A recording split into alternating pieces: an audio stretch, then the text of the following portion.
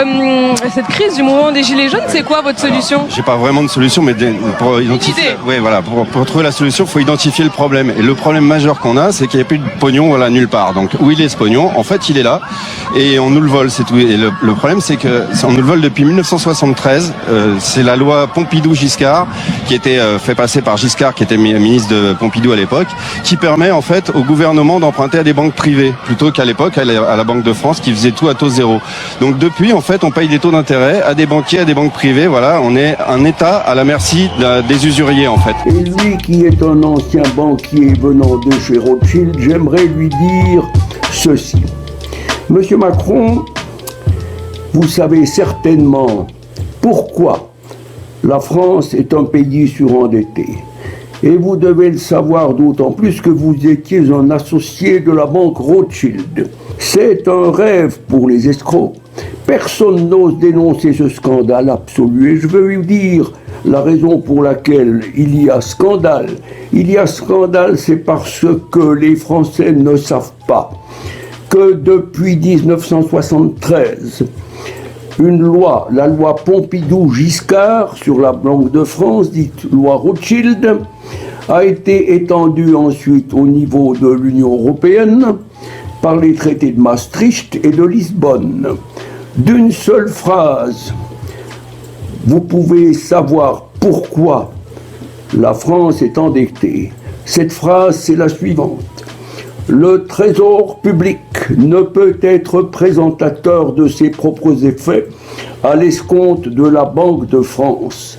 Ce qui veut dire que la Banque de France est contrainte d'emprunter aux banques privées qui s'adressent à la Banque centrale européenne de Francfort pour obtenir les crédits ou les ouvertures de crédit nécessaires.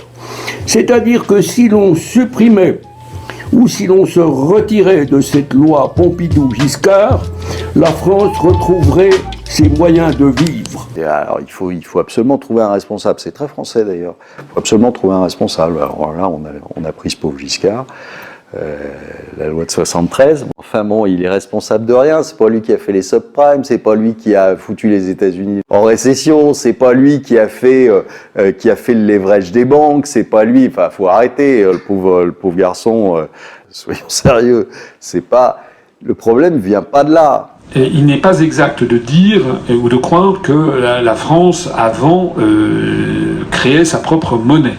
Donc c'est peut-être choquant pour certains d'entre vous, mais voilà, cette loi de 73 n'est pas la cause de la fin du système de crédit dirigé et n'est pas la cause du début de l'endettement de la France. Les avances et les prêts au Trésor ne se sont pas arrêtés en 1973. En fait, ils ont continué jusqu'en 1983. Et à ce moment-là, Mitterrand faisait face à une inflation telle qu'il a décidé de mettre fin aux avances, sans même faire voter une loi. Ce sont donc les gens en place, par eux-mêmes, qui ont adopté le système d'endettement sur les marchés, sans être contraints par aucune loi.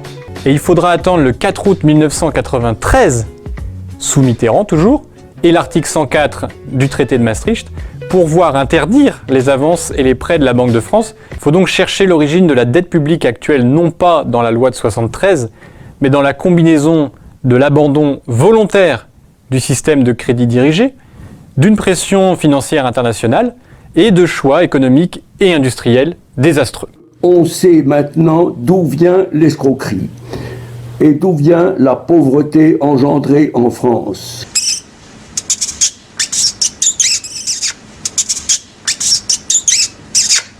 Il y a effectivement des gagnants, des perdants. Aux côtés de la ministre des Solidarités Agnès Buzyn, le haut-commissaire à la réforme des retraites Jean-Paul Delevoye dévoile les principales recommandations de son travail. Principale nouveauté, un système à points sera mis en place. 10 € cotisés équivaudront à 1 point. Le système par points, en réalité, ça permet une chose qu'aucun homme politique n'avoue. Ça permet de baisser chaque année le montant des points, la valeur des points, et donc de diminuer le niveau des pensions. Second axe du rapport, un taux plein à 64 ans. L'âge légal de départ restera à 62 ans, mais c'est à 64 ans que les actifs pourront partir à la retraite, avec une pension à taux plein. Il y a effectivement des perdants. Premièrement, c'est vrai que cette façon de communiquer, âge légal à 62 ans et taux plein à 64 ans, ça devient... on essaie toujours de nous leurrer par la communication et ça dessert la politique et les politiques actuelles. Il faudrait qu'ils s'en rendent compte parce qu'on ne peut plus être leurré, je crois. Ensuite, la deuxième question, c'est parler par exemple de l'espérance de vie en général qui augmente. J'aimerais bien qu'on se pose la question du maçon, quelle espérance de vie il a et puis quel taux de retraite il a par rapport à d'autres, parce que c'est quand même très très différent pour certaines professions.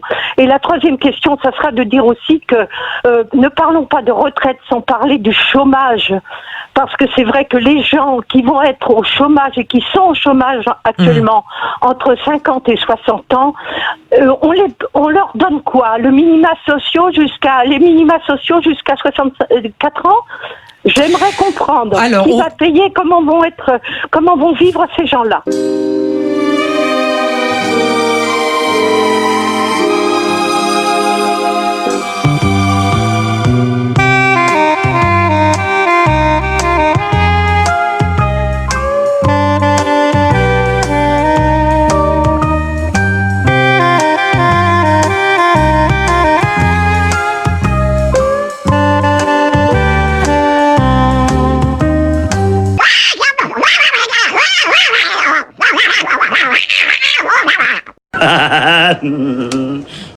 Vous en voulez à la terre entière, à la société. J'emmerde la société. Je sais que vous avez beaucoup de raisons d'être en colère, mais ce n'est pas en refoulant toutes ces émotions à l'intérieur de vous que vous irez mieux.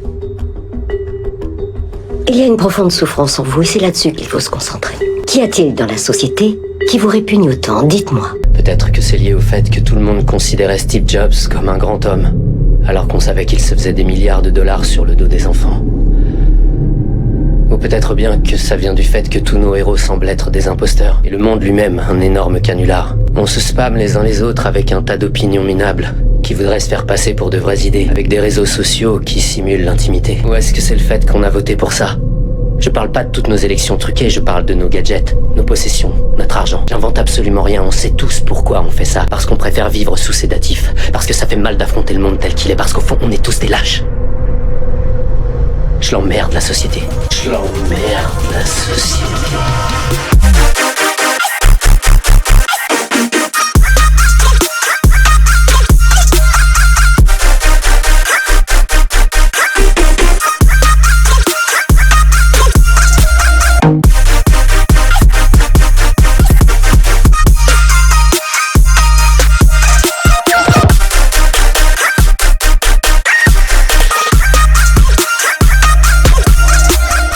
Il y avait quelque chose de singulier au-delà même du cas de Steve. Il y avait cette idée qu'il y a quand même une dizaine de jeunes qui se sont retrouvés dans la Loire. Et ça a été reconnu. Enfin, voilà. Il y en a qui ont pu se jeter dans la Loire volontairement.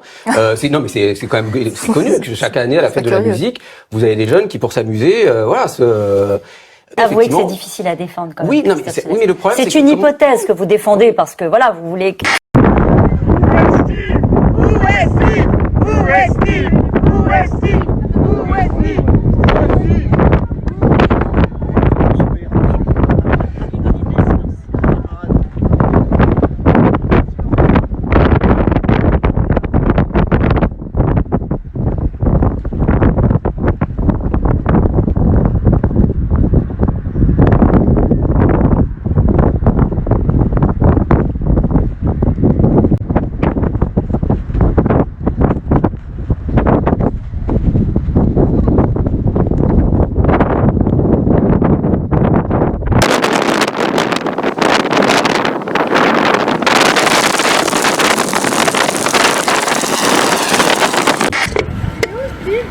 Alors, j'ai une question à vous poser.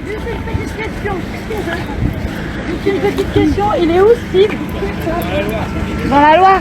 Il est encore dans la Loire? Il n'y a pas de plongeur chez vous? Non, il n'y a pas de plongeur chez nous, c'est les pompiers qui plongent. Ah ouais? D'accord. Merci pour la réponse. Bonne journée à vous. On va faire votre travail. Ça marche. À bientôt. Une petite question, il est où Steve? Dans la Loire. Je suis très préoccupé par cette situation et il faut que l'enquête soit conduite jusqu'à son terme et que la transparence soit faite. C'est très important. Mais je remets aussi les choses en perspective. Il y en a qui ont pu se jeter dans la Loire volontairement. Avouez que c'est difficile à défendre quand même. Oui. Le fameux bain de foule de Macron, lors de sa visite à Bagnères de Bigorre.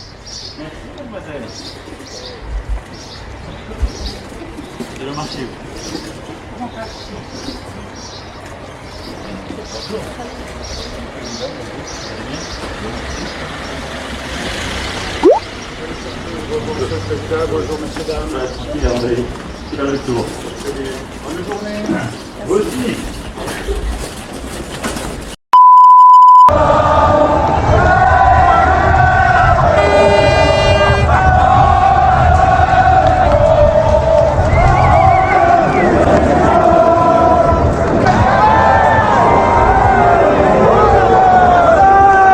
Il serait bien que, on va dire, l'ensemble des journalistes, plutôt des productions, retrouvent leur éthique. Retrouvent une éthique et vous soyez objectifs, mais plus à la solde d'un gouvernement. On le voit semaine après semaine, il n'est diffusé que ce qui est à l'encontre des gilets jaunes. Aujourd'hui, qu'est-ce que c'est qu'un gilet jaune? On met ça simplement pour être différencié, simplement pour être vu, mais à la base, je suis un citoyen qui en a marre. J'ai commencé à travailler à 14 ans, j'ai arrêté à 65 ans, il a fallu que je travaille toute ma vie pour une retraite de misère. Aujourd'hui, Macron nettoie la table, il nous fait tomber les miettes et c'est ce qu'il voudrait nous donner. Et aucun vrai gilet jaune ne lâchera, vous nous reverrez dans la rue.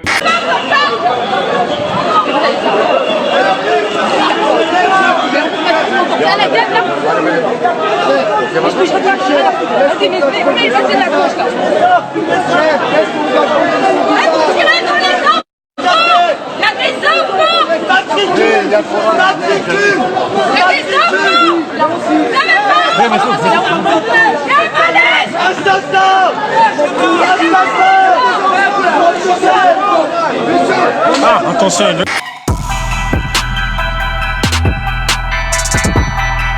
Ces urgences aujourd'hui, elles sont très claires. C'est les suicides. On en est à près de 40 suicides depuis le début de l'année.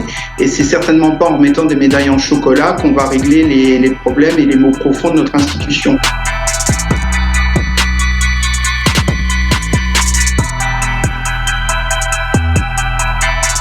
J'ai eu les larmes aux yeux, je ne reconnais pas mon pays. J'ai quand même 73 ans, j'ai du vécu. Je pense, j'ai jamais vu ça. Ce mépris, c'est incompréhensible. Alors, est-ce que le pouvoir veut nous dire par là que c'est lui le maître, que c'est lui qui a le pouvoir et que c'est eux qui vont gagner? Je ne sais pas exactement qu'est-ce qu'ils veulent, mais c'est lamentable.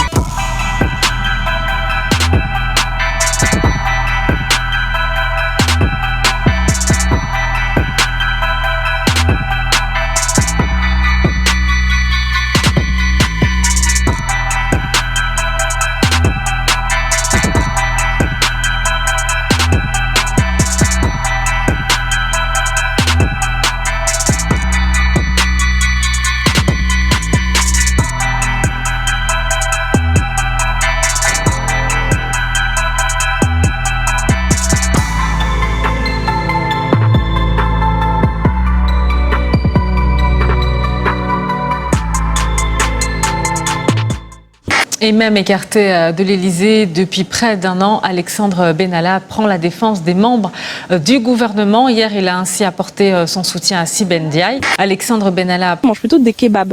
On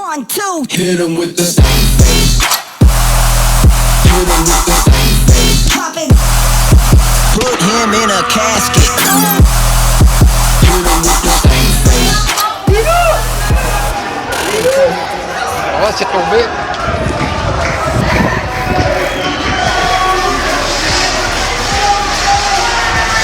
L'enculé, il en garait, il en a plein milieu du cortège.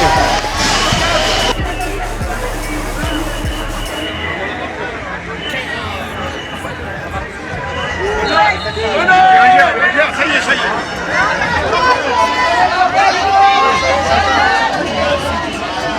Ouais, c'est parti.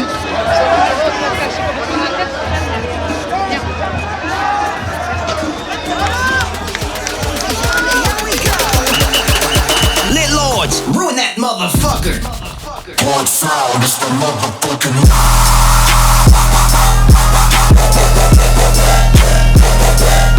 hit him with the stank face. Oh my God, Lil Jon just whipping his ass. Turn my bass up.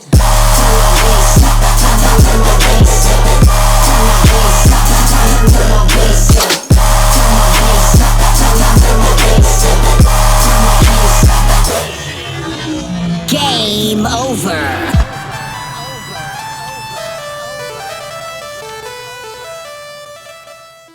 15 parlementaires, dont le viseur du parquet national financier. Tous sont soupçonnés de détournement de fonds publics. Quelques noms sont aujourd'hui connus comme le député Thierry Solère, l'ancien député Jean-Christophe Cambadélis et le sénateur Yves Détraigne. Ils ont été signalés par la Haute Autorité à la transparence de la vie publique pour des dépenses présumées interdites liées à leurs frais professionnels sous la précédente mandature. Il est question de leurs indemnités représentatives de frais de mandat, appelées IRFM. Un élu, il fait ce qu'il veut avec ce pognon. On a planté 250 élus qui ont acheté leur maison personnelle avec ça. Qui ont acheté leur maison personnelle. Monsieur Mélenchon lui-même l'a fait. Donc j'ai défouillé et il est dans mes livres. Méluche l'a fait lui-même. 250, est-ce que c'est normal? Hypocrite, hypocrite, au nom de la République française, c'est moi! Elles étaient versées à chaque parlementaire et s'élevaient en 2017 à 5 840 € pour les députés et 6 109 € pour les sénateurs. Ces sommes s'ajoutaient à leurs indemnités de base, comme l'ex-député Jean-Christophe Cambadélis, qui aurait détourné 80 000 €. Il aurait notamment payé sa cotisation au Parti socialiste avec ses indemnités. C'est extraordinairement dangereux. C'est-à-dire, ça va être le contrôle de savoir si vous avez déjeuné avec tel industriel, avec tel responsable politique, etc., etc. Et donc, et pourquoi avoir déjeuné dans un hôtel 3 étoiles et non pas dans un McDo? Vous êtes contre les McDo? Qu'est-ce que ça veut dire? Plus on monte en haut de la pyramide, plus les élus s'en mettent plein les poches et plus ils confortent le système dans lequel ils se vautrent. Comment se fait-il qu'aujourd'hui il y a 396 métiers en France où vous ne pouvez pas travailler si vous ne présentez pas votre casier judiciaire vierge? Vous ne pouvez pas bosser donc comme pompier, comme ambulancier, comme taxi, comme fonctionnaire si vous ne présentez pas votre casier judiciaire vierge. Pour être élu ou réélu, on n'a pas besoin de présenter un casier judiciaire vierge. Il n'y a pas besoin d'une loi pour ça. Juste une petite directive ou un décret ou quelque chose comme ça fait que pour être élu ou réélu en France, on soit obligé de présenter son casier judiciaire vierge. Ouais.